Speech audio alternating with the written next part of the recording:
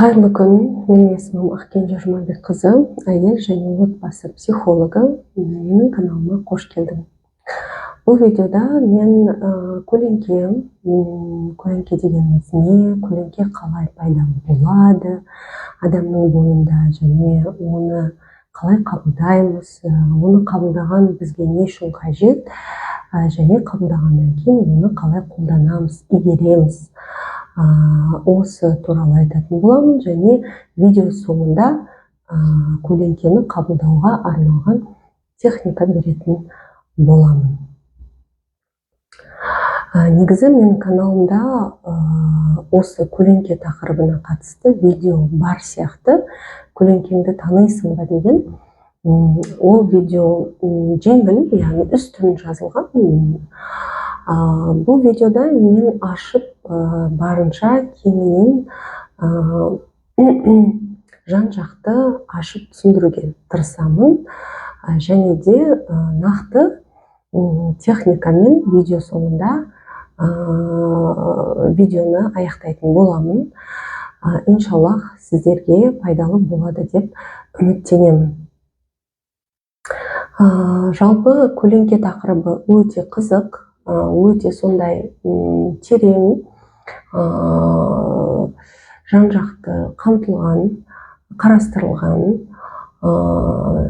тақырып. Сонымен қатар, егер де сіз өзіңізді личность болып қалыптасқаныңызды қаласаңыз, яғни ішкі опора, стержень деп айтып жатамыз, бұның барлығын қалыптастыру үшін адамға көлеңкесін тану және де көлеңкесін қабылдау қажет болады. Себебі біз адамдар шашырап кеткенбіз, яғни ішкі жинақылық жоқ. Көлеңке, яғни тану көлеңкені, как раз таки сол біздің шашырап кеткен бөлшектерімізді, қысылып қалған қырларымызды бізге жинауға көмектеседі. Солай біз өзіміздің ішкі опора, яғни ішкі тіректі қалыптастыратын боламыз. Жалпы адамның өмірдегі өзін тануы, қалыптастыруы, өз орнын табуы өмірдегі, бұның барлығы көлеңкеден шығу шын мәнінде, яғни адамның өзінің шынайы болмысын ашып, көлеңкелерді жарып шығып, өзі болып жарқырап әлемге танылуы. Яғни әлемге талыну деген сөз бұл жаңағы бүкіл әлемге, адамдардың алдына шығу емес, жалпы өз орныңды өмірден табу. Бұның барлығы ең әуелден сол процесс, яғни көлеңкеден шығу процесі. Жалпы әу баста адамның бойына бір энергия келеді. Ол энергия импульс болып сәби күнімізде біздің бойымыздан шығады, көрініс табады, және оның ары қарайда қалыптасуы, қабылдануы ол біздің жанымыздағы адамға байланысты. Сонымен қатар қалай қабылданды, қалай ол бағытталды, түсіндірілді, соған қарай байланысты. Яғни біздің бойымызға әуел баста бір энергия келеді. Біздің қырымыз, біздің қандай да бір қабілетіміз, біздің қандай да бір қасиетіміз бойымыздағы, ол әуел баста, яғни сәби күнімізде импульс болып шығады, резкие движения какие-то, да. И ары қарай ол таныла ма, дамытады ма оны, дамымай қысылып қала ма, ол енді көп жағдайда жанымыздағы адамға байланысты, яғни біздің ата-аналарымызға байланысты, қасымызда болған үлкен адамға байланысты. Ол сәби күнімізде. Ал енді ересек күнімізде әрине оның барлығы енді өзіміздің жауапкершілігімізге кіреді, яғни өзіңді тану, өзіңді қалыптастыру, өзіңді жинау деген сияқты. Сондықтан да бұл жерде маңыздысы түсіну керек нәрсе, бұл қасымыздағы адамдарды кінәлау емес, сен менің қандай да қырларымды, жаңа қасиеттерімді дұрыс маған тануға көмектеспедің. Жоқ, керісінше яғни әуел баста бұл қырлар біздің бойымызда импульс болып көрініс тапты. Әуел баста ол бір энергия болып келді бізге. Ары қарайғысы енді ол қалай қалыптасты, қалай орын алды, қалай шықты, қандай түсінікпен біздің санамызда, бойымызда қалды. Осыны тану, түсіну. Енді мысал ретінде түсіндірейін, түсінікті болу үшін. Мысалға, әуел баста бір баланы алатын болсақ, мысалға, оның жаңағындай қолында жарасы бар дейік, и ол сол жараны жаңағындай шұқып отыр. Допустим, қолындағы жарасын кәдімгідей қорықпай, прям кожасын бүйтіп тартып, да. И бұл оның іштен келген бір импульс, әрекетке қарай итермелеп жатыр оны. И бұны алғаш көрген кезде қасындағы адам, мысалға ата-анасы, әртүрлі қабылдауы мүмкін. Кейбір адам оны қабылдауы мүмкін, қатыгездік деп шошып кетуі мүмкін. Бұл қалай, бұл жарадан қорықпайды, қандай мейірімсіз деп қабылдауы мүмкін. И ол балада дәл сондай ой қалыптасып қалуы мүмкін. Мен қатыгездік бар екен менде, және де сонымен қатар бұл сен қалай сөйледің, қалай айттың ол балаға. Оған да маңызды, мысалға, қатты шошынып айтқан кезде де резко бір әсермен оның ішінде қалуы мүмкін. Сондықтан бұл жерде егерде қазіргі кезде, мысалы, қасыңызда балаларыңыз болса, мысалы, бұл сізге де пайдалы болады. Яғни оның бойындағы резко шыққан кейбір әрекеттерінен шошымай, оны дұрыс қабылдап, оған оны дұрыс тануға, бағыттауға көмектеседі. Яғни біз мысалымызға оралатын болсақ, дәл сол мысалға баланың өзінің қолын, мысалға, жаңағы жарасын, қолындағы шұқып отқан, түртіп отырған баланың біріншісі, мысалға, бұны мейірімсіздік, бұны бір сондай салқынқандылық деп қабылдап шошып жатса, мысалға, ұрсып тастауы да мүмкін, болмайды олай, істеме деген сияқты. Тағы бір адам оны батылдық көруі мүмкін. Бала қалай өзі қаннан қорықпайды, батыл екен да деген сияқты. И артынша барып, мысалға, түсіндіруі мүмкін. Балам, бұлай жасауға болмайды, негізі адамның қолы таза болмайды. Ол ашық жарақатты шұқығанда оған инфекция кіруі мүмкін. Сондықтан да жараны түртпеген дұрыс. Бірақ сен өзің батыл екенсің, қалай сен қаннан қорықпадың, жаныңнан батпады ма деген сияқты осындай сұрақтар арқылы егерде балаға сол бір қырын көрсеткен кезде дұрыс подход жасай алсаңыз, бұл жерде дұрыс дегенде, яғни именно мудрый подход, да, онда ол бала бұл қырынан өзінің шошымайды, екіншіден жақсы жағын түсінеді, үшіншіден ол бала қалай дұрыс бұл қырды қолдану керек, қабылдау керек, осыны да түсінеді. Яғни ашық жарақатты шұқымаған дұрыс деген сияқты, инфекция кіруі мүмкін, асқынуы мүмкін деген сияқты. Бірақ менің бойымда батылдық бар екен дегендей.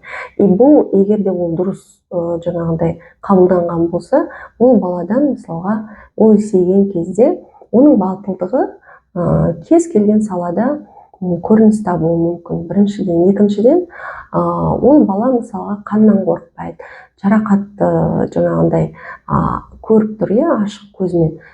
Керемет бір хирург, дәрігер шығуы да мүмкін, да. Өйткені хирург мамандар негізі ең дана және де ең сондай батыл мамандық иелері.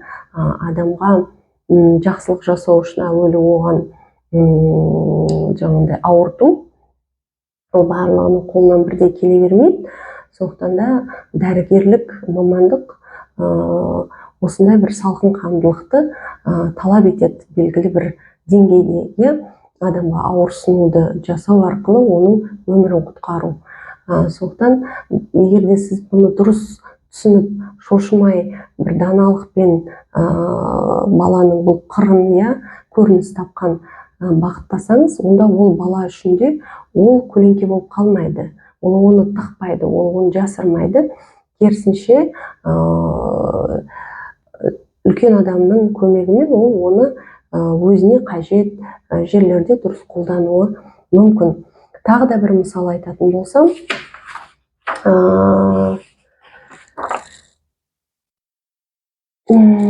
кейбір балдар бар, мысалға өте қамқор, анасының жанында, әкесінің жанында табылуға тырысып тұрады, көмектескісі келіп тұрады, жан-жақты осы бірінші болып мен көмектесейінші деп алға шығып осы қамқорлығын, мейірімділігін көрсетіп тұрады. Болады ондай балалар. Егер де бұндай қамқорлығын, мейірімділігін дұрыс танып, дұрыс жаңағындай бағыттай білсе, қасындағы ата-ана бұл қыры баланың оның көшбасшы болуына, жауапкершілікті ала алуына, ұйымдастырушылыққа алып келуі мүмкін. Бірақ егер де сіз бұл баланың бойындағы бұл қырын, яғни қасиетін, осы балам жауапкершілікке жақын, қамқорлыққа басым, өте мейірімді деп мысалға ол баланың жауапкершілігінен тыс, яғни көтере алмайтын да артық жауапкершілік артатын болсаңыз, бұл жерде енді ол қыры екі түрлі болып көрінуі мүмкін. Мысалға, кейде ондай балалар есейген кезде тым ауыр жауапкершілікті көргенде қашып кетуі мүмкін. Яғни жауапкершілік көрсету керек жерде ол жауапкершіліктен қашып кетуі мүмкін.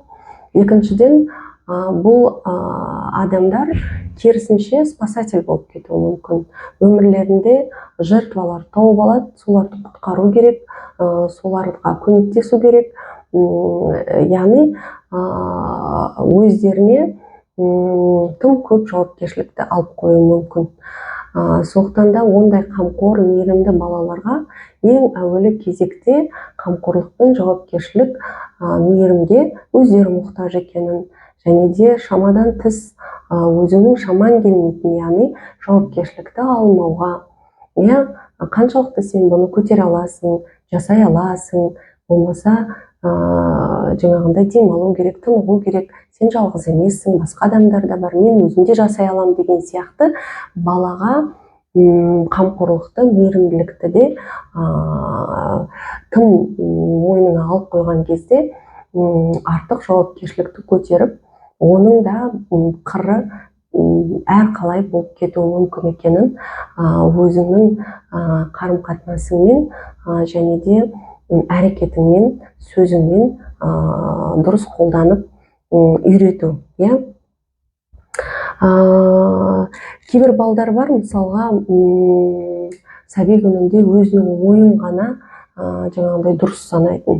Жоқ, мен білем деп, кішкентайынан осылай өздерінің жаңа ойын еркін айтқыш болады ондай балалар. Мен білем, мен айттым әні деген сияқты. Егер де ондай балалардың жаңағындай ойын айтып жатқан, жаңа мен білгіш, мен білемдігін басып тастамасаңыз, онда ол балалар мысалға сөзге шешен, бір оратор болуы мүмкін. Сөзбен басқаларға рух беретін, жаңағындай мотивация беретін, бәлкім коуч, мотиватор, сондай бір қабілетке айналып кетуі мүмкін. Орынсыз сөйлей беру, олай да көрініс табуы мүмкін, ол қыры. Және де ондай балаларды жаңағындай ең бастысы баспау. Қойшы, осы сен отыршы, осы білгіштене бермей. Сенен сұрауды ұмытып кетіп едік, сенің ғана ойың жетпей жатыр еді осы жерде деген сияқты. Керісінше, әр түрлі жағдай болатынын айтып жеткізу, яғни, мен сенің барлық ойыңмен келісе бермеймін, бірақ дегенмен осы жерде сен расында да дұрыс айттың, сенің ақылың маған жақсы көмектесті, сен өзің ақылды бала екенсің деген сияқты. Болмаса, сенің ғана ақылың емес, мыналарын да тыңдап көрейік ойын деген сияқты. Яғни баланы өзінің ақылын қолдану, ойын қолдану, бірақ басқа да адамдардың ойы бар, қалауы бар, пікірі бар деген сияқты санасын үйрету, дұрыс айтқан жерінде келісу, дұрыс емес болған жерде мына жеріңді әлде түзету керек сияқты дегендей, болмаса түзетейік деген сияқты даналық танытып, ол қабілетін баспаса, онда ол алдағы уақытта ол баланың өзінің жаңағындай болмысын ашатын, шынайы ішкі жан дүниесін көрсететін керемет қырына, талантқа, жаңағындай қасиетке, қабілетке ұласып кетуі әбден мүмкін. Ары қарай жалғастырайық. Тағы да мысал,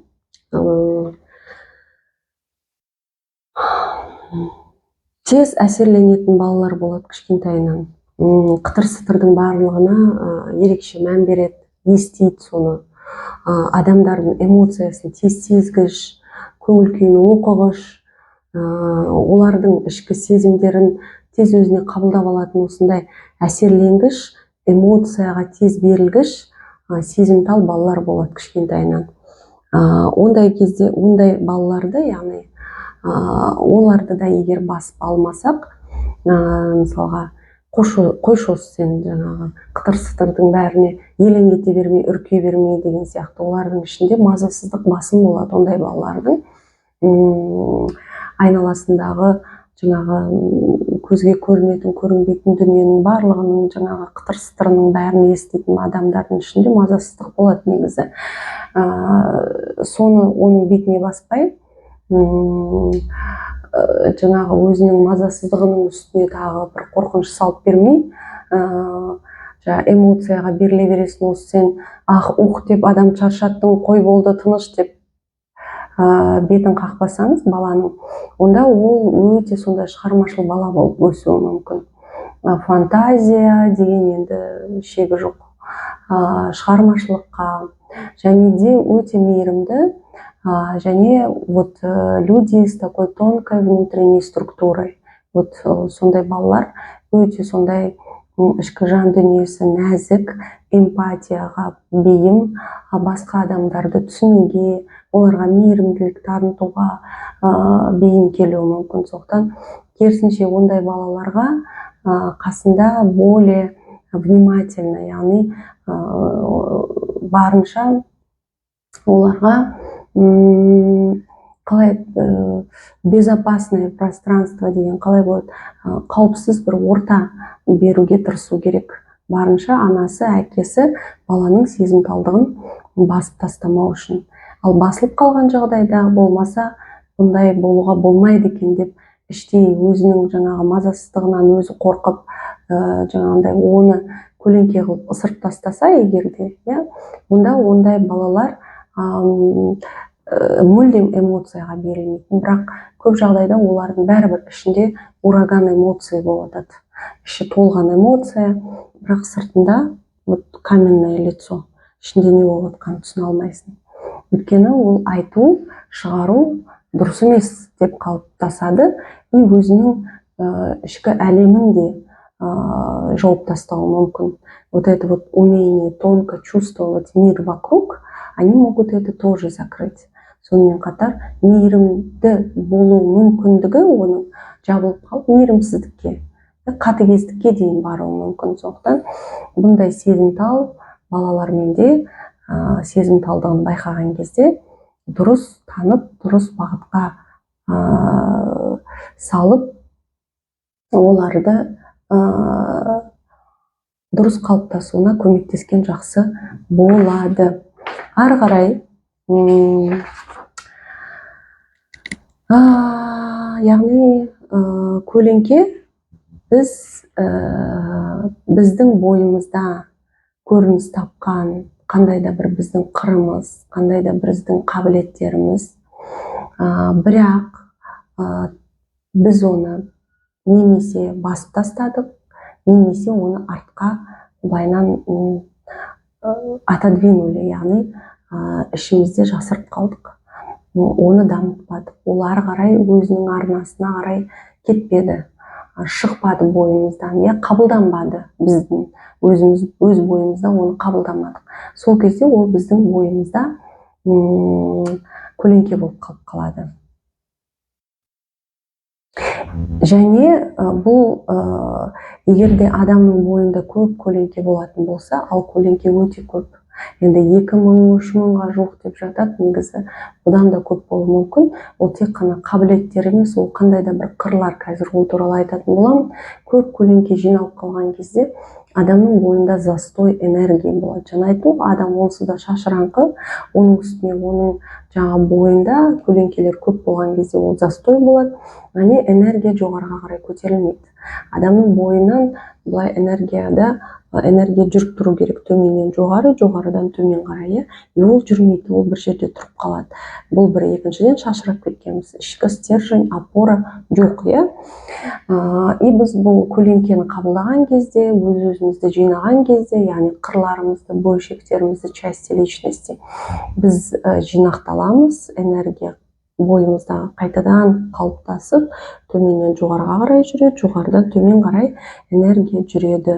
Көбімізде энергия не төменде қалып қояды, тұнба, немесе басымыздан жаңағындай төмен қарай кетпей жатады. Яғни тек қана баспен өмір сүру, инстинктпен ғана өмір сүру, осы нәрседен шығады. Енді адамға көмектесетін именно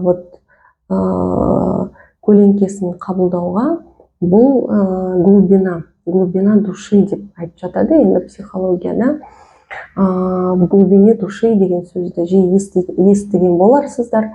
Яғни бұл адамның өзінің ішкі шынайы өзімен өзі тілдесе алатын, анализ жасай алатын, өзіне өзі шынайы бетпе-бет келе алатын сондай ішкі оның әлемі, глубина души. И вот именно в глубине души очень важно, чтобы человек был честен с самим собой. Егер де біз глубинамызда өз-өзімізбен шынайы болатын болсақ, онда біз көптеген қырларымызды қабылдауға дайын боламыз.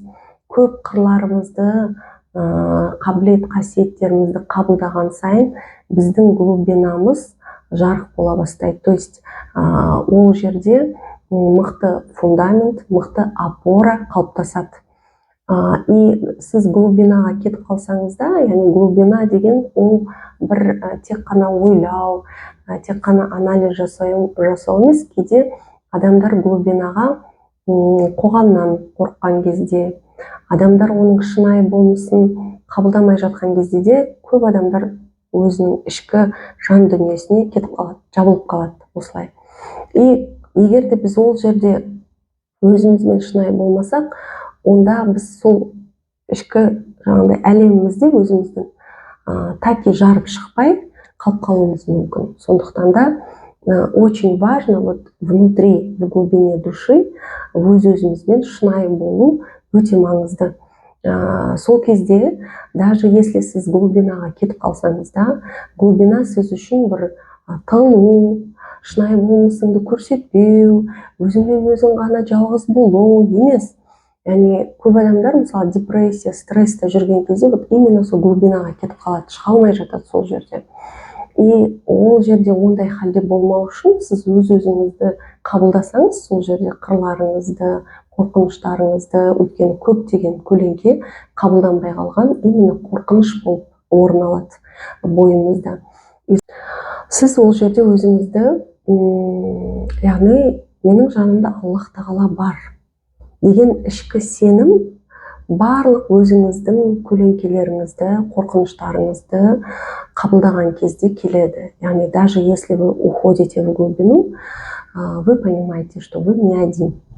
Және де глубинада адам өзінің ешкім емес екенін, барлық қырларын таныған кезде осындай бір өзі туралы түсінікке келеді. Шын мәнінде мен ешкім емеспін. Егер Аллах тағаланың мейірімі болмаса, Аллах тағаланың маған берген нығметі болмаса, көмегі болмаса, мен, оказывается, ешкім емес екенмін дегенде, именно вот это вот понимание приходит в глубине души. Сондықтан қырды, яғни көлеңкемні қабылдаудағы ең бірінші сондай бір қажет дүние, бұл өзіміздің в глубине души шынайы болуымыз өзімізбен. Ішкі тереңдік деп айтса да болады енді. Көп адам оны қабылдауға қорқады. Осы жерде айтқым келеді, батылдық именно солай көрініс табады. Қабылдай алу, мойындай алу және босата алу. Бұл шын мәнінде адамның мықтылығын көрсетеді. Іштей ол адамның мықтылығы. Қабылдай алу, мойындай алу, босата алу деген сөз, демек ол адам кішіпейілділікті де таныта алады деген сөз. Яғни қажет жерде ол өзінің кінәсін, дұрыс емес жасағанын, қателігін де мойындай алады деген сөз. Сондықтан егер де сізде қатты бір қорқу болатын болса, бұнымен де әуелі жұмыстану, ары қарай көлеңкені де қабылдау. Қазір қорқу мен батылдық туралы айтатын боламын. Қазір жетеміз оған. Енді біз практикаға көшейік. Практика 3 принциптен тұрады және де 3 қадамнан тұрады. Бірінші қадам бұл 3 принципті ұстану арқылы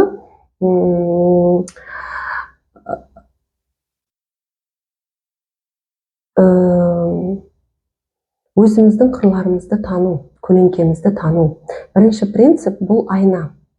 Бұл жерде, яғни түсіну керек нәрсе, бұл мынау әлемде мен бармын және маған мені көрсететін адамдар бар. Бұл мені көрсететін адамдардың именно маған тиесілі қырлары қалай көрініс табады? Бірінші тітіркену арқылы, қорқу арқылы, тамсану арқылы, жиіркену арқылы, теріс айналу арқылы, немқұрайлылық кейде болады, қош деп ысыра саласын. Кейбір адам осындайын көтеріп жүруім керек па, мен сонда деп ысырып жібересің. Бұл да біздің өзімізге қатысты дүние. Сондықтан да қыр, көлеңке, сондықтан да осы сезімдер, ойлар оянған кезде тоқтау керек. Бұл менің айнам деген сияқты. Бірінші кезекте бұл жерде біз кімді аламыз? Егер сіз тұрмыста болсаңыз, үйленген болсаңыз, онда бұл сіздің жұбайыңыз болады. Бірінші кезекте оның бойындағы сізге ұнайтын, ұнамайтын, қорқытатын, тартындыратын, тамсандыратын, жиіркендіретін бәлкім, сонымен қатар тағы қандай ойландыратын кейбір қырларын жазып шығу. Соның барлығын жазып шығасыз. Одан кейін екінші тізімге ата-анаңыз, бауырларыңыз, туғандарыңыз, туыстарыңыз, достарыңыз, таныстарыңыз. Енді осы жерде ата-ананың сізге деген қарым-қатынасы, сәби күніңізде сізге деген тәрбиесі қандай болды, осыған да мән беріңіз. Себебі көп жағдайда біздің анамыздың егер әйел адам болатын болсаңыз, демек ол сіздің образыңыз, әйелдік образыңыз, аналық образыңыз. Көп қыздар айтады, мысалға, мен мамам сияқты болғым келмейтін. Мне казалось, что мен мамам сияқты емеспін. Но мен балаларымның сөзіне қараймын, айналамдағы адамдардың маған айтқанына қараймын. Сөйтіп ойланып қарасам, жаңағы в глубине души, да, оказывается, мен мамам сияқты болып кетіппін деген сияқты. Сіз бекерден бекер именно сол ананың қолында тәрбие алған жоқсыз. Бекерден бекер дәл сондай қарым-қатынасқа тап болған жоқсыз. Ол сізге сіздің бойыңызда бар қырларыңызды көрсетті. Ол сіздің болашақ образыңыз еді. Сондықтан да бұл жерде сол образ, ол сіздің айнаңыз екенін, сіз ішкі жан дүниеңізде өзіңіз де сондай ана, сондай әйел болуға бейім болғандығыңызды қабылдау. Одан кейін әкеңізде. Мысалға болады, енді мен ер адамдармен бұл тұрғысынан консультация жүргізген емеспін ешқашан. Қазіргі менің айтатыным жай ғана мысал. Ол біреудің өміріндегі болған жағдаймен сәйкес болып жатса, бұл жай ұқсастық, сәйкестік деп қабылдарсыздар. Яғни кейде болады, мысалға әкесі ұлын басты деп айтайық та. Мысалға рухын жығып мысын басатын әкелер бар. Яғни физикалық жаңағындай күш көрсеткен болуы да мүмкін. И бұндай кезде түсіну керек, бұл да сіздің бойыңызда тирандық бір қырдың бар екенін көрсетеді. Яғни есейгенде сіз басқаларды да подавлять етуге, қырып жоюға бейімділік ішіңізде бар болды. И ол сәби күніңізден уже солай көрініс тапты. Әкеңіз сіздің образыңыз болды. Немесе керісінше болуы да мүмкін, иә. Тым қатты жаңағындай салқын қанды, өз дегенін ғана жасататын, ешқандай бір компромиске, жаңағындай диалогқа келмейтін әкенің өте сондай мейірімді баласы болуы мүмкін, ондай да болуы мүмкін. Яғни айтып тұрмын ғой, бұл жерде энергия қалай қолданылады. Бірақ дей тұрғанмен, ондай әкенің, который вот бескомпромиссные, диктаторскими такими вот качественными способностями, в любом случае мейірімді баласы, ол бәрібірде ол қырын көрсетіп жатады әуелде.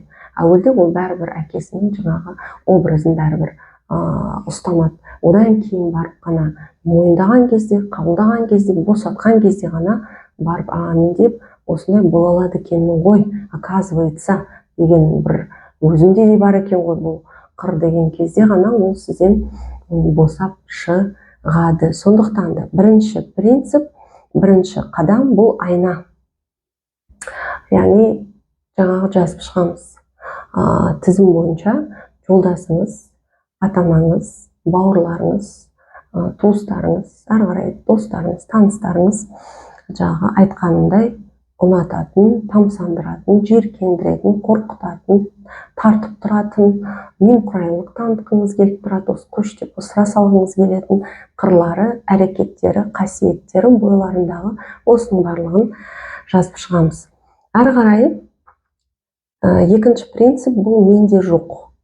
Менде жоқ, онда бар деген принцип. Яғни бұны да жолдасыңызға қатысты әуелі қарастырсаңыз болады. Мысалға әйелдер болады, айтады, мен сондай салмақтымын дейді. Ал күйеуім жеңілтек. Керісінше болуы да мүмкін.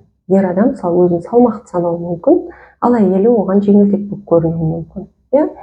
Бұл дегеніміз, яғни менде жеңілтектік жоқ деген сөз емес. Керісінше, менде бір жерлерде жеңілтектік таныта аламын деген сөз. Жеңілтектік дәл сіз әйеліңіздің, күйеуіңіздің бойында көріп тұрғандағыдай болмаса да, мысалға сіз жауапкершілік таныту керек жерде алдыңызда жеңілтектік таныттыңыз. Бір істі бастадыңыз да соңына дейін жеткізген жоқсыз. Бұл да жеңілтектік. Яғни сіздің де бойыңызда сол жеңілтектік бар деген сөз. Кейде болады, кейбір адамдар өте сондай жаңағы глубинасында жүреді, тым қатты терең ойланады, анализ жасайды, причинно-следственная связь осы. Күйеу как будто оған, мысалы әйел адам болатын болса, күйеу как будто оның поверхностында, үстін қарайды, көп нәрсеге жеңіл қалай қарайды. Осындай бір тым қатты бір терең ойларға берілмейтін сияқты. Демек сізде кейбір жерлерде байқамайсыз. Яғни өз ішіңізде өмір сүріп жүрген кезде кейде айналаңыздағы маңызды мән беру керек дүниелерге жеңіл-желпі үстін қарай саласыз. То есть менде жоқ деген сөз бұл сіздің жаныңыздағы адамда бар қыры, қарап тұрсаңыз, сізде жоқ, онда ғана бар емес, сізде де ол бар деген сөз. Сондықтан да менде жоқ сияқты осы қырлар, бірақ менің жолдасымда бар осы қырлар бар, қасиеттер бар, привычкаларды да жазсаңыз болады, әдеттер деп жазып шығыңыз да, жазып шыққаннан кейін барып келеді осознание, что ол сізде де бар екені, және қай жерде сіз дәл солай жасағаныңыз, танытқаныңыз, сондай жаңағы жеңілтектік үстін қараған барлығы ортаға шығады. Үшінші, бұл үшінші принцип, егерде сізде бір қыр болатын болса, демек оның қарама қайшысы да бар деген сөз. Мысалға, егерде сіз сондай бір тақуа, иманына берік, намазын тастамай оқитын адам болатын болсаңыз, демек сіз атеист болып кетуіңіз әбден мүмкін. Яғни Аллах тағаланың мейірімі әрдайым біздің жаңағы бойымызда болатын.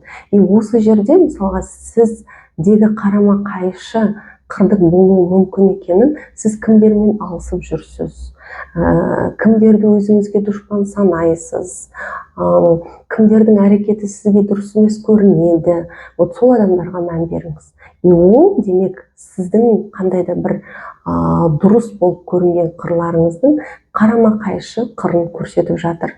Яғни сіз правильный адам болатын болсаңыз, сіз неправильный адамда боласыз. Егерде сіз сондай бір тәртіппен жүретін адам болатын болсаңыз, демек сіз тәртіпсіз де, яғни қалай болса солай да өмір сүре аласыз деген сөз. Яғни бір қыр болатын болса сіздің бойыңызда, демек ол қырдың қарама-қайшысы да бар деген сөз. Егерде сіз бәрін білемін деп өзіңізді солай санасаңыз, демек сіз мүлдем білмейтін тағы да бір сала бар, яғни қыр бар деген сөз. Егерде сіз сондай жұмсақ адам болатын болсаңыз, демек тағы да бір қарама-қайшы оның қыры қатты да бола аласыз деген сөз. Скорее всего, сіздің айналаңызда именно қатты адамдар көп болуы мүмкін. Егерде сіз ашық болсаңыз, сіз демек жабық та бола аласыз. Мейірімді болсаңыз, сіз мейірімсіз де бола аласыз. Сондай кешірімшіл болсаңыз, сіз кешіре алмайтын да адамның қатарынан шығуыңыз мүмкін. Вот вам будет казаться, мне казалось, что я умею прощать, а вот здесь вот у меня не получается. Вот я, оказывается, не могу простить деген сияқты. Тағы қандай болатын қарама-қайшы. Нәзік болсаңыз, сіз грубый да бола аласыз. Вот. Яғни сіздің бойыңызда что-то оно проявлено ярко, и вам кажется, что оның екінші қыры жоқ сияқты, но на самом деле оның да екінші жағы бар деген сөз. Бұл үшінші принцип. Енді қабылдау. Екінші қадам, бірінші қадам, үш принцип бойынша қырларды жазып шығу. Келесі қадам айтпақшы, осы жерде мынаны да жазсаңыздар болады. Әуелі келесі қадамға өтпей тұрып, басқа адамдардың сіз туралы айтатын ойлары. Мысалға, критикасы, сіз көтере алмай жатқан, эмоция мен реакция берген, сондай сен осындайсың осы деген сөздерін, оны да тізіп жазып шыққан дұрыс болады. Себебі басқа адамдар енді даже если олардың бізден көріп тұрған қырлары оларға тиесілі болса да, вот это вот сіздің спокойно қабылдай алмай отырғандығыңыз, демек олар прям вот нажали на больную точку деген сөз, понимаете?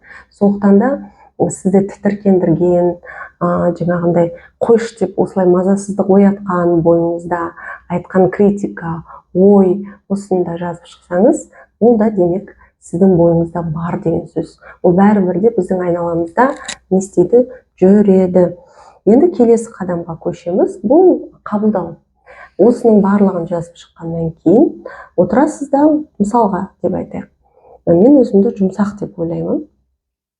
Мен жанымда өте қатты бір адам бар да.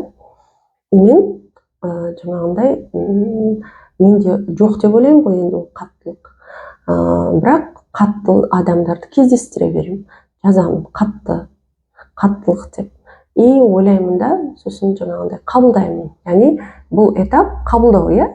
Бұл қырдың, яғни мен қатты бола алатынымды қабылдаймын, мойындаймын, босатамын. Яғни вдох, выдох, босатамыз. И сол кезде ол уже менің ішімде болады. То есть қаттылықты мен қажет кезде уже қолдан аламын. И содан кейін барып маған осознание келеді. Оказывается, мен ол қаттылықты бұрында да қолданған екем. Мысалға, жұмыста, мына жерде, ана жерде.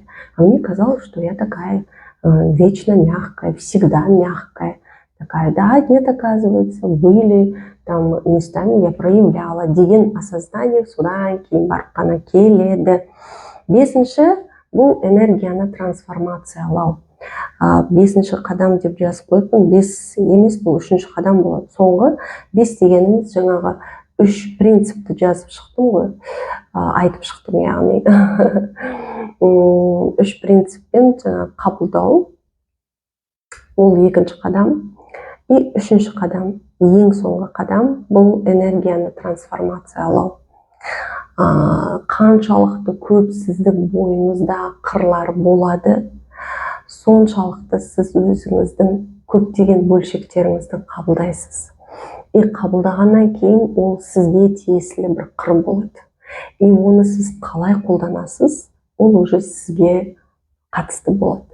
И көп жағдайда қабылданған қырлар бәрібірде біздің бойымыздан экологично шығып жатады. То есть, егер де сіз өзіңіздің қырларыңызды қабылдамаған кезде, яғни көлеңкені қабылдамаған кезде, көп адамдар қалай көлеңкенің жетегінде жүргенін түсінбейді.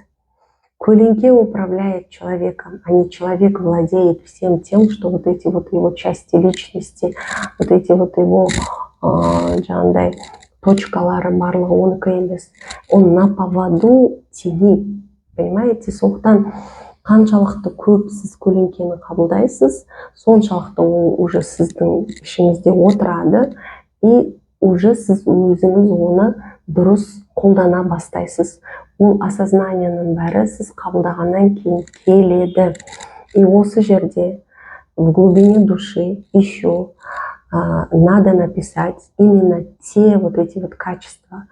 Сондай бір қырлар, которые ұят болады, Құдай сақтасын, еш қашан ойбай мен жасай алмаймын, менің қолымнан келмейді деген дүниелердің барлығын, қырлар, әрекеттер, сипаттар барлығын жазып шығып, оларды да қабылдаған дұрыс болады.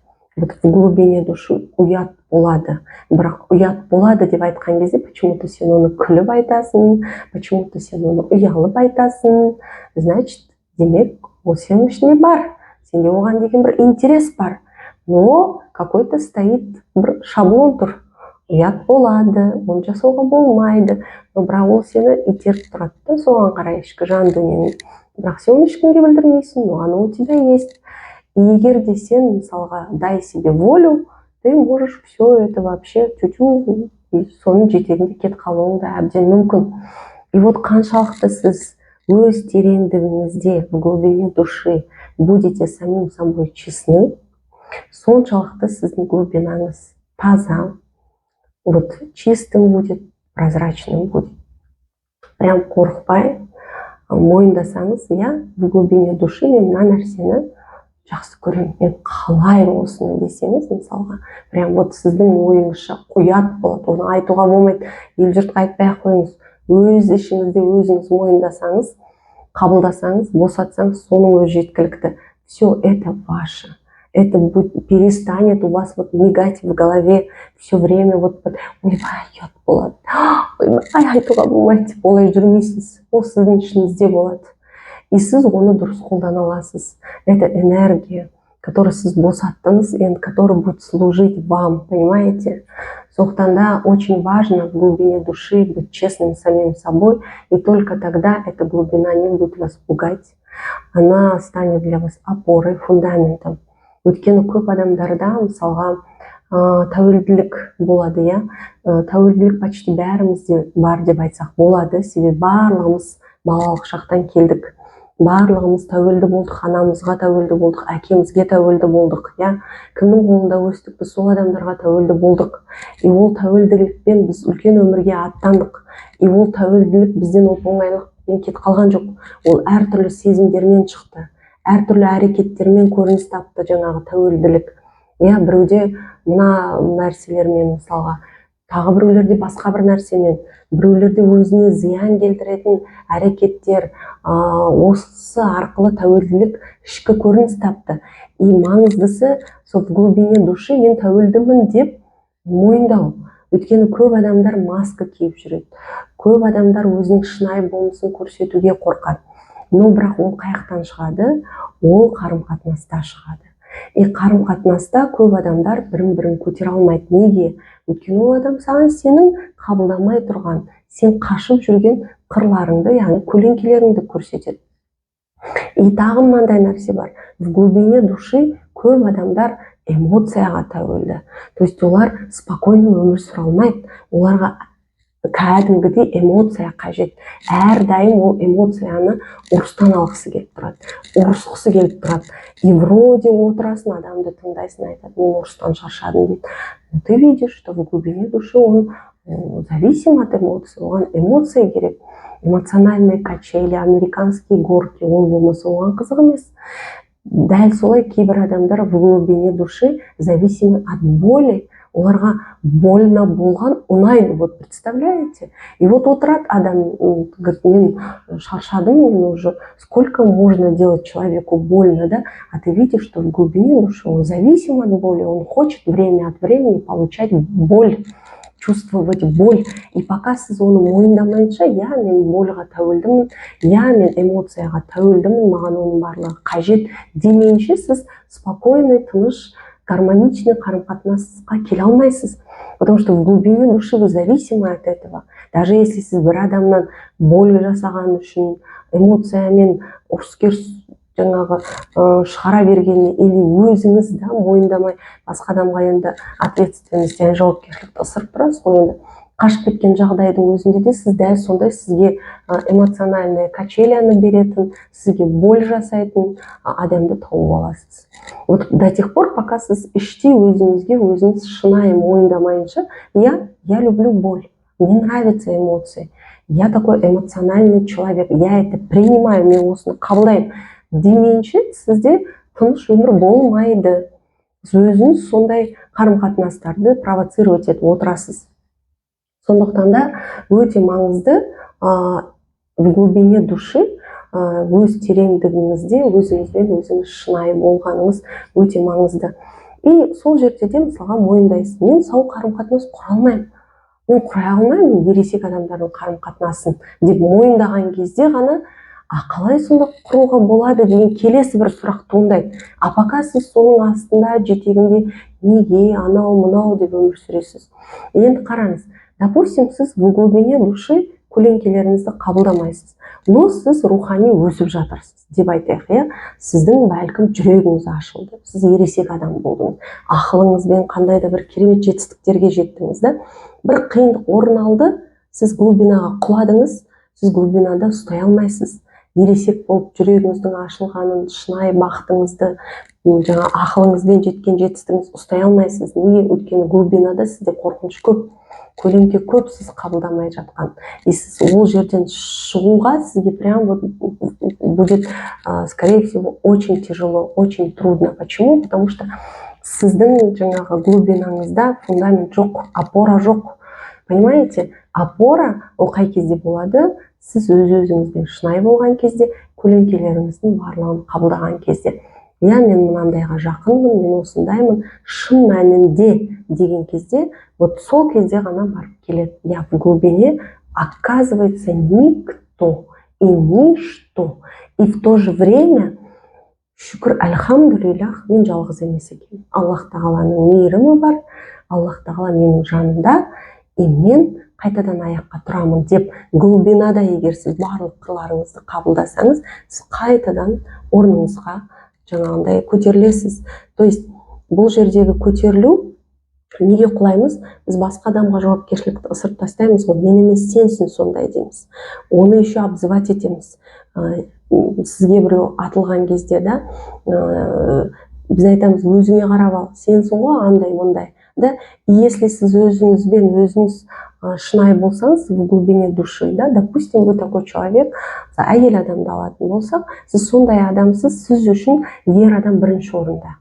И, возможно, сіз өміріңізде сондай әйелдерді кездестіресіз, для которых мужчина никто. То есть и вы должны быть честны самим собой, как человек, да, вот что сіз үшін, оказывается, может быть так, что ер адам сіз үшін никто. Қай кезде? Егерде ол сізге сыйластықпен қарамаса, егерде ол сізді адам көрмесе, естественно, сіз үшін де ол адам болмайды. Солай емес пе? Сондықтан да надо быть честным самим собой в глубине души. дәл солай мысалға сіз бір ер адамсыз, әйелді құрметтейтін, әйелді бірінші орынға қоятын, ол әйел деген бір жаңағы бір установкаңыз бар да, ол болашақ ана, ол біреудің жары, менің қарындасым, т.т. деген сияқты. И вот получается так, что в глубине души, да, вы можете быть таким человеком, который вообще әйелді сыйламайды, құрметтемейді, ол үшін ол әйел емес. Ол мысалға қай кезде көрініс табуы мүмкін? Егер әйел сізді сыйламаса, егер де ол сізді құрметтемесе, сіз де оны аласыз да, ең соңғы орынға қоясыз, или вообще ешқандай оған орын бермейсіз да.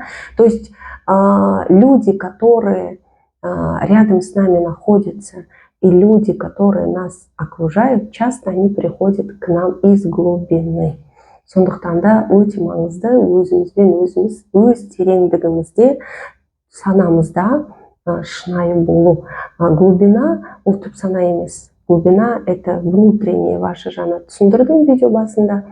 Өзіңіздің шынайы өз-өзіңізбен анализ жасап, өзіңізді қабылдауға көмектесетін осындай бір әлем деп айтуға болады.